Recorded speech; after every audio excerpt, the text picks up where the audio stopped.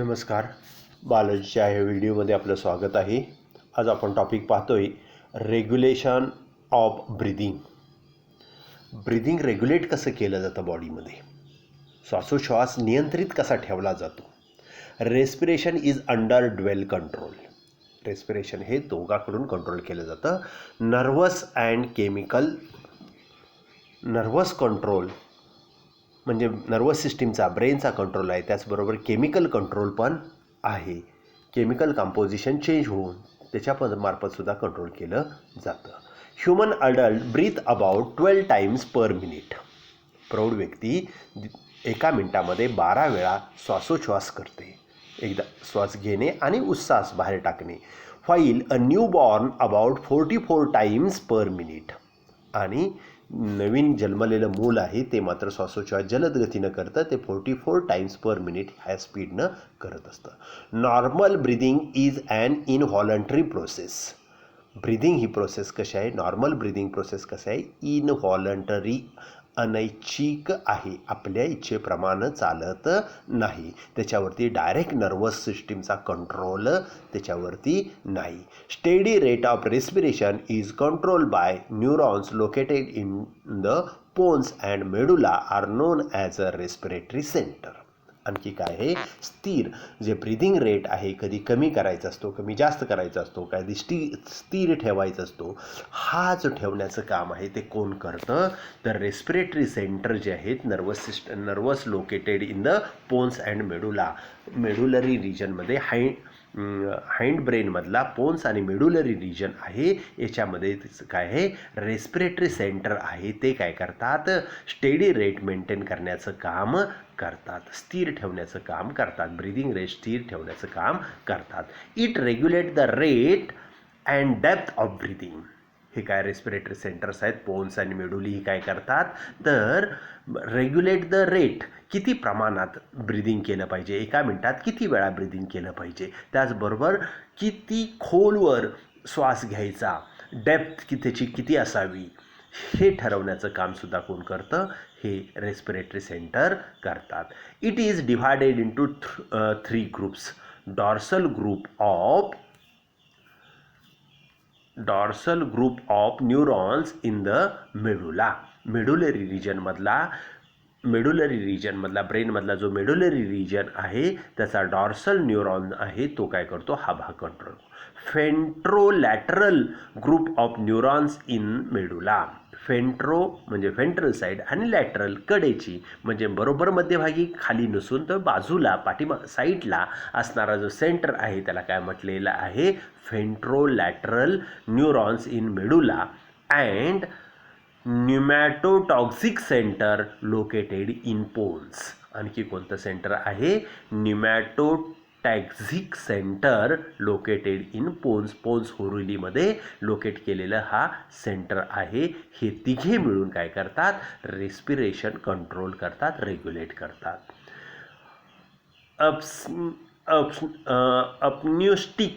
Apneustic center in the medulla is antagonistic to the neurotoxic center. Apneustic center काय आहे, अँटागोनिस्टिक, विरोधी, म्हणजे एक ब्रिदिंग रेट वाढवण्याचं काम करतं, दुसरा ब्रिदिंग रेट कमी करण्याचं काम करतं. दोघे मिळून ब्रिदिंग रेट काय करतात, रेग्युलेट करण्याचं काम करतात. तर ॲप्न्यूस्टिक सेंटर आहे in the medulla is antagonistic to neurotoxic centre. Neurotoxic सेंटरला कसं आहे, ते अँटागोनिस्टिक आहे, दोघे मिळून काय करतात, स्पीड नियंत्रित ठेवण्याचं काम करतात. It control non rapid I movement, sleep and wakefulness. आणखी काय हा भाग काय करतो, कंट्रोल करतो, तर आपली जे पापण्यांची हालचाल आहे, रॅपिड जलद गतीनं पापण्यांची हालचाल करण्याचं काम कोण करतं, हा भाग कंट्रोल करतो. स्लीप आपली झोप आहे, आणि वेकफुलनेस झोपेतून जागे करणे, ही कंट्रोल कधी केलेलं आहे, त्या रिजननं केलेला आहे.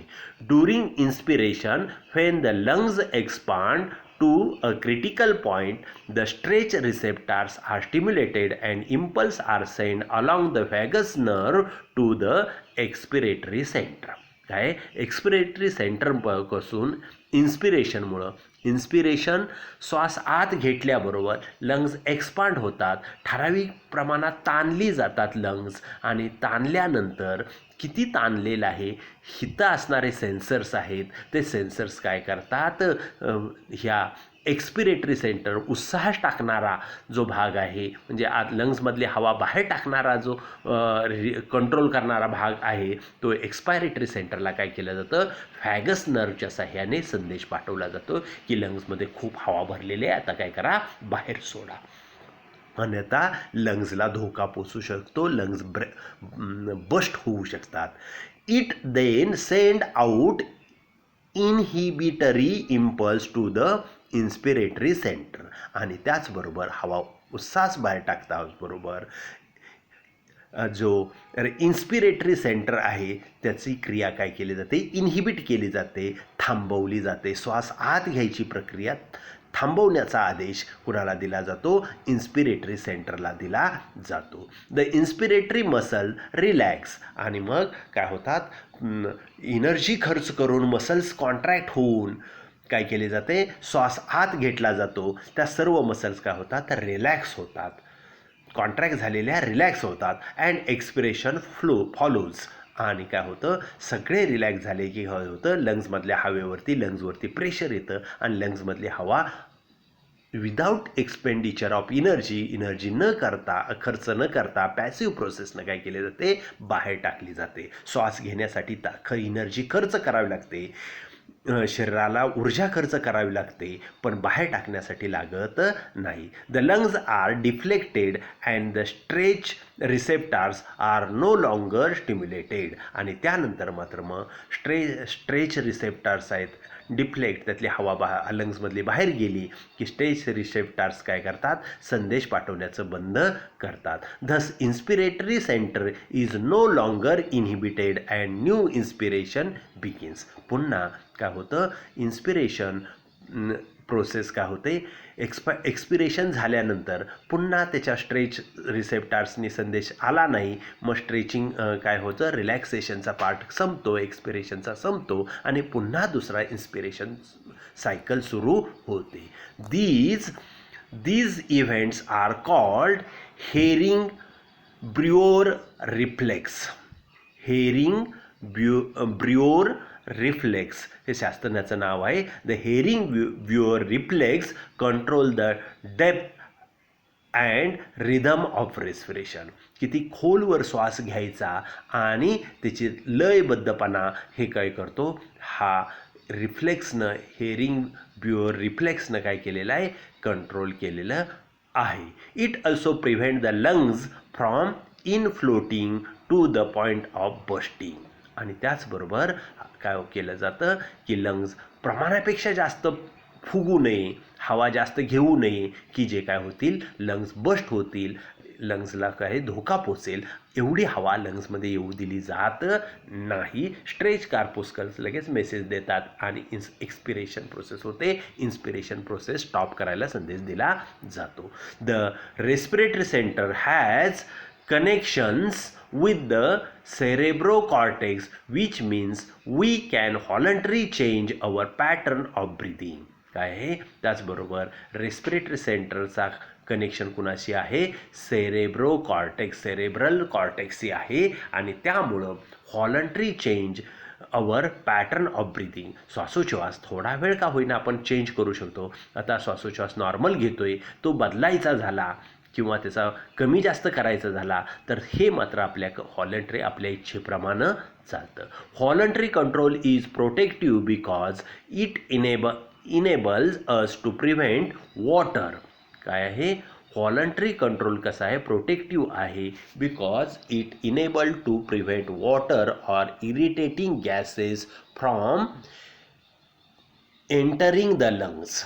काय आहे, व्हॉलंटरी कंट्रोल आपल्याकडे असल्यामुळं काय होतं की आपल्याला नको असलेलं पाणी आत येऊ नये, आणि काय होऊ नये, इरिटेटिंग गॅसेस जे असतात की आपल्याला लंग्समध्ये ते गॅसेस गेले तर इजा पोचवतील लंग्सला, असे वायू आपण न घेण्यासाठी आपण काय करतो, त्यावेळेस आपण ब्रिथिंग काय करतो, स्टॉप करतो. म्हणजे पाणी येऊ नये, म्हणजे ज्यावेळी आपण पाण्यात बुडणार असतो, खाली पाण्याखाली जाणार असतो, त्यावेळेस श्वास आपण काय करतो, बंद करतो. श्वास खूप कोंडला की परत वरती येतो आपण आणि काय करतो, नाक उघडून काय करतो, श्वासोच्छ्वास करतो. तर यावेळेस हे जे कंट्रोल आहे तो आपल्या काय इच्छेप्रमाणे चालतं, की पाण्यात खाली गेलं की श्वास बंद करायचा, पाण्याच्या वर आलं की पुन्हा श्वासोच्छ्वास सुरू करायचा. ही जी प्रोसेस आहे ती व्हॉलंटरी आहे. त्याचबरोबर काही गॅसेस आहेत, दुर्गंधीयुक्त गॅसेस असतील किंवा टॉक्झिक गॅसेस असतील, सल्फर आहे, नायट्रोजन आहे, यासारखे गॅसेस आले, अमोनिया गॅस आहे, तर हे गॅसेस आले तर ते येऊ नये म्हणून आपण श्वास काय करू शकतो, रोखू शकतो काही काळ. हे सुद्धा कसं आहे, व्हॉलंटरी आहे. बट म्हणजे नाक धरलंच पाहिजे असं काही नाही, नैसर्गिकरित्या सुद्धा आपल्याला श्वास घ्यायचा आपण काय करू शकतो, थांबवू शकतो. But the ability to stop the breathing is also limited. पण किती वेळ श्वास थांबवायचा ह्याला काही लिमिटेशन आहे. जास्त वेळ आपण श्वास रोखून ठेवू शकत नाही, थांबवू शकत नाही, by the building up of carbon dioxide in the blood. कारण त्याचमुळं काय झालेला असतो, श्वास जोपर्यंत रोखलेला असतो तोपर्यंत ब्लडमध्ये कार्बन डायऑक्साईडचं प्रमाण वाढत असतं आणि त्याचा रिफ्लेक्स परिणाम काय होतो, आपल्या सिस्टीमवरती होतो, ब्रिदिंग सिस्टीमवरती होतो आणि पुन्हा आपला श्वास काय होतो, श्वासोच्छ्वास चालू होतो. तर अशा पद्धतीनं आपण काय करतो, ब्रिदिंग आपलं रेग्युलेट केलं जातं. या ठिकाणी पहा, ब्रिदिंग लंग्सचं वर्किंग जे आहे ते वर्किंग आपल्या जे सेन्सर्स आहेत ते सेन्सर्स पोन्स आणि मेडुला रिजन आहे ते ब्रिदिंग कंट्रोलिंग सेंटर्स आहेत ब्रेनमधले, श्वासोच्छ्वास नियंत्रित करणारे. त्याच्यामुळं काय होतं, मेडुलावरती आपण पाहिलेलं आहे नर्वस सिस्टीममध्ये की मेडुलाला जर धोका पोचला तर काय होतो, डेथ होऊ शकतो. कारण ते इनव्हॉलंटरी ॲक्शन्स ब्रिदिंग आणि हार्टबीट काय केलेलं आहे, मेडुला ऑब्लॉंगेटाने कंट्रोल केलेलं आहे. त्यानंतर आपल्याला ब्रिदिंग रेट आहे तो कंट्रोल करणारा घटक कोणता आहे, तर O2 सेन्सर्स इन आर्टरी. आपली जी हार्टमधून जे बाहेर पडणारं ब्लड आहे त्यात किती प्रमाणात ऑक्सिजन आहे हे काय केलं जातं, सेन्स केलं जातं, समजून घेतलं जातं. आणि प्रमाण जर कमी असेल तर श्वासोच्छ्वासाचा रेट काय केला जातो, वाढवला जातो. जर प्रमाणात असेल किंवा भरपूर असेल तर स्लो डाऊन केला जातो. म्हणजे तेवढ्यापुरता श्वासोच्छ्वास वाढवण्यासाठी हार्टबीट वाढवून आपण काय करतो, ब्रिदिंग रेट पण वाढवतो. CO2 जास्त, CO2 increases in the blood, त्याचा रिफ्लेक्स कुणावरती मिळतो, मेडुला ऑब्लॉंगेटावरती मिळतो. त्याचबरोबर nervous impulses of O2 sensor indicating O2 decrease. काय आहे, नर्वस सिस्टीममार्फत सुद्धा काय होतं की नर्वस सिस्टीममार्फत मेसेज काय केला जातो, दिला जातो मेडुला ऑब्लॉंगेटाला की ऑक्सिजनची लेवल काय झालेली आहे, कमी झाले, ब्लडमधली कमी झालेली आहे. मग मेडुला ऑब्लॉंगेटा काय करतो, इंटरकॉस्टल मसल्स आणि थोरॅसिक केजला काय करतो, ॲक्शन देऊन काय केली जाते, ब्रिदिंग रेट वाढवला जातो, स्पीड वाढवलं जातं आणि डेप्थ वाढवली जाते. आणि पुन्हा काय केलं जातं, nervous impulse trigger contract of the muscle काय होतात, कॉन्ट्रॅक्ट होतात. इंटरकॉस्टल मसल, दोन रिबच्या मध्ये ज्या मसल्स आहेत त्या मसल्स कॉन्ट्रॅक्ट होतात आणि डायफ्रॅम कॉन्ट्रॅक्ट होते. आणि अशा डायफ्रॅम कॉन्ट्रॅक्ट होते आणि मग काय केला जातो, आपला जास्तीत जास्त हवा काय लंग्समध्ये घेतली जाते आणि ठराविकपर्यंत ताणून झाल्यानंतर काय केले जाते, हवा उलटी रिॲक्शन होऊन काय होते, हवा बाहेर सोडली जाते. या पद्धतीनं आपलं काय केलं आहे, ब्रिदिंग कंट्रोल केलेलं आहे. त्याला आपण म्हणतोय रेग्युलेशन ऑफ ब्रिदिंग, श्वासोच्छ्वास नियंत्रित ठेवणे. या ठिकाणी आपण थांबूया. थँक्यू.